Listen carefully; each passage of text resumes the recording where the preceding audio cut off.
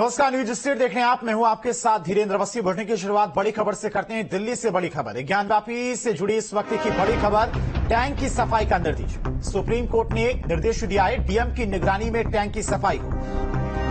Tank की सफाई कराने के निर्देश दिए गए हैं। सील एरिया के टैंक की सफाई का आदेश कोर्ट की तरफ से दिया गया है। तो दिल्ली से इस वक्त की बड़ी खबर, ज्ञानवापी से जुड़ी हुई इस वक्त की बड़ी खबर। टैंक की सफाई के निर्देश कोर्ट की तरफ से दिए गए हैं। सुप्रीम कोर्ट ने डीएम की निगरानी में टैंक की सफाई कराने के निर्देश दिए हैं। तो सील एरिया के टैंक की सफाई का यह आदेश सुप्रीम कोर्ट की तरफ से जारी किया गया। तो इस वक्त की बड़ी खबर ज्ञानवापी से जुड़ी हुई। इसी खबर पर तमाम जानकारी के साथ में दिल्ली से संवाददाता अवनीश हमारे साथ जुड़ गए हैं।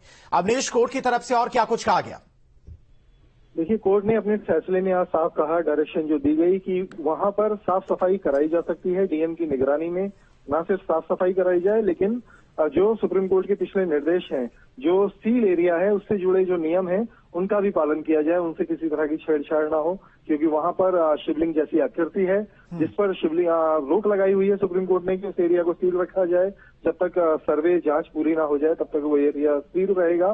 तो सिर्फ वाटर टैंक की सफाई इसलिए कराई जाए कि वहां से दुर्गंध आ रही है, क्योंकि उसमें बताया जा रहा है कि मछलियां मरने की वजह से दुर्गंध है, और इसीलिए हिंदू पक्ष यहाँ पहुंचा था सुप्रीम कोर्ट की। उनके आराध्य है इस तरह के अगर वहां आसपास दुर्गंध आती है तो लोगों की भावनाएं आहत होती हैं, इसलिए वो चाहते हैं उस सील एरिया में वाटर टैंक की सफाई कराई जाए।